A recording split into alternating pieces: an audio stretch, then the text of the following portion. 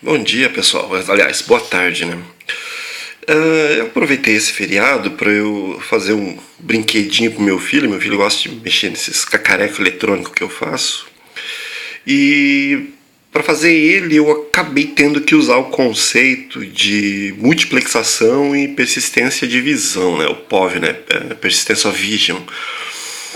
Então falei, bom, já que fazer isso aqui, vou aproveitar para explicar para quem está começando, não entende muito bem esses conceitos, como é que funciona. Então deixa eu aproximar aqui.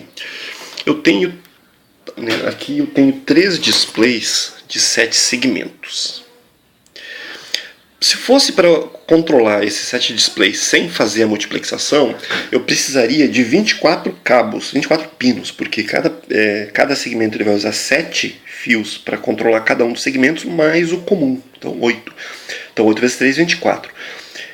Nesse meu Arduino aqui, eu tenho 21 portas, então eu não teria nem porta suficiente para poder controlar eles.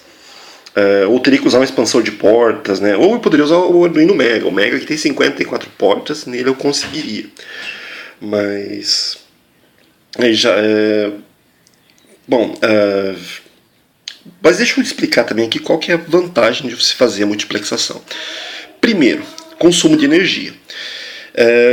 Você está vendo aqui, eu estou com 000. Nesse meu circuito, eu coloquei um potenciômetro, que o potenciômetro é um resistor variável, né, com uma escala de 1024 valores entre o mínimo e o máximo.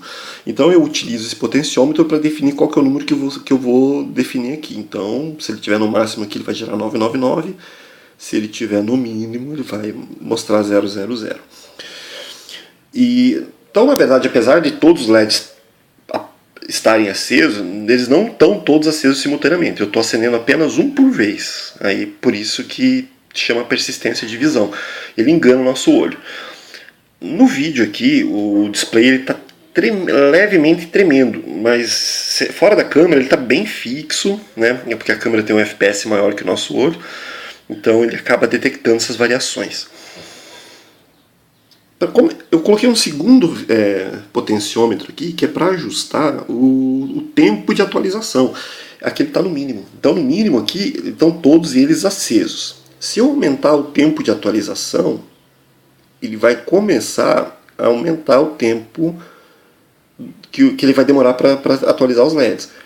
Então, aqui está bem nítido que ele está acendendo apenas um por vez. Então ele está fazendo meu zero aqui, ó, um segmento por vez. E se eu diminuir isso aqui, ele fica tão rápido, quando deixo no mínimo que ele fica em zero, em 1 milissegundo, que é o tempo que eu setei no código. Então fica tão rápido que parece que todos eles estão acesos. Então isso vai economizar energia, vai minimizar a quantidade de portas que eu preciso para eu poder trabalhar com ele. Então, nesse caso aqui, quantas portas eu estou usando do meu Arduino Uno para eu conseguir controlar isso aqui? Então, eu uso 7, né, para cada segmento, mais 3 para os comuns. Então, na verdade, estou usando 10 portas, sendo que eu teria que usar 24 se fosse para controlar sem multiplexação. Para fazer sem multiplexação, como eu poderia correr o risco de acender todos os LEDs ao mesmo tempo, provavelmente, com certeza, o meu Arduino, com as 40 mAh que ele fornece energia, ele não teria energia para sustentar, digamos, um 888 ou um 000 também.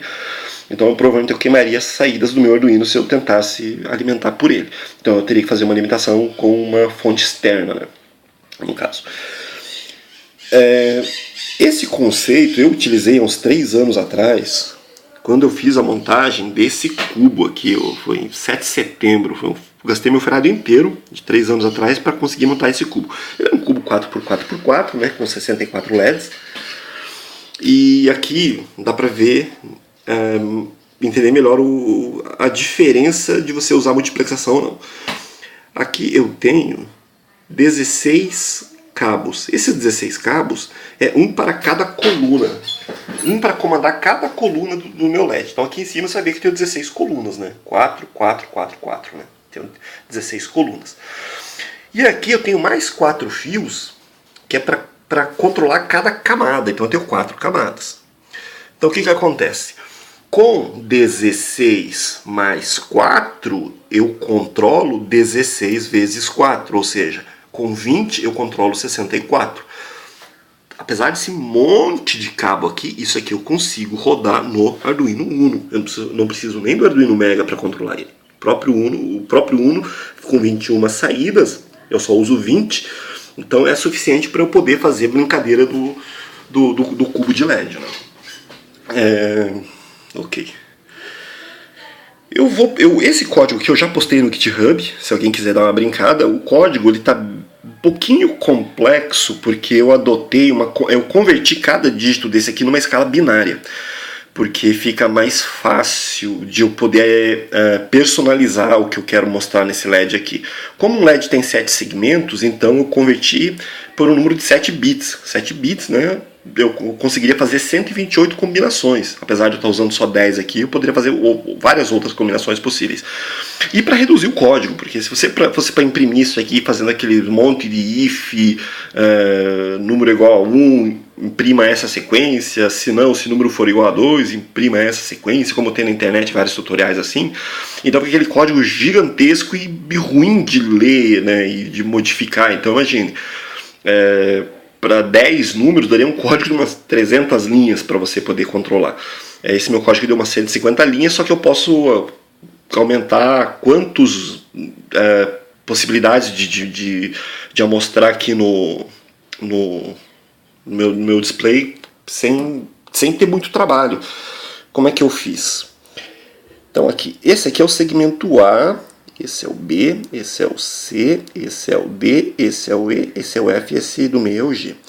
Então para o A eu estou usando o bit de valor 1, 2, 4, 8, 16, 32 e 64 para o G. Então para eu, por exemplo, saber quais LEDs eu preciso para o número 1. Ó, número 1, fiz o número 1 aqui. Número 1 ele vai usar o quê? Ele vai usar aqui o 1 que eu não estou usando, 2 e 4. Ele está usando os bits 2 e 4, ou seja, para o número 1 eu retorno o número 6, né? Eu seto como número 6. Então na hora de imprimir lá, eu vou checar quais bits estão acesos, quais bits estão setados no meu número. Então, por exemplo, o 6 eu sei que são o penúltimo e o antepenúltimo bit. Então eu acendo somente o segmento daquele bit correspondente. Então dessa forma eu consigo fazer várias sequências e o código fica bem mais enxuto.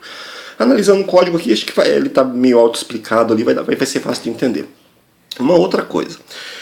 Esse meu exemplo aqui, eu estou usando um display que ele é um comum anodo. O comum anodo ele é o contrário do que a gente precisaria no Arduino para controlar, digamos assim, da forma convencional.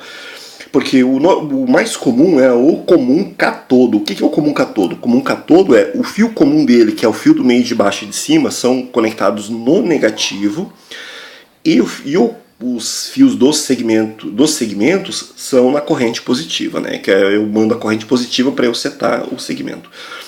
Como o meu aqui é um comum anodo, então eu tenho que fazer o contrário. Os comuns, né, que são o terceiro e o oitavo pino, eles são conectados no positivo, e para eu setar o segmento eu envio um sinal negativo. Esses meus 3 LEDs aqui, eles estão ligados em paralelo, ou seja, o primeiro pino desse aqui está conectado com o segundo pino desse aqui, que está conectado com o terceiro pino desse aqui, e assim por diante. Só os comuns que não estão conectados, os comuns são isolados, eles que fazem a intersecção da minha multiplexação. Se alguém tiver interesse, depois eu tiver um pouco mais de tempo, eu posso até montar o esquema de montagem aqui, mas pelo próprio vídeo que dá pra ver é bem simples. São dois potenciômetros só e as conexões aqui dos meus displays, né, nas portas. Você pode ver que sobrou muita porta aqui, né? Eu estou usando apenas 7 mais 3, estou usando apenas 10 portas aqui e mais uma porta para cada potenciômetro. É isso aí. Até mais.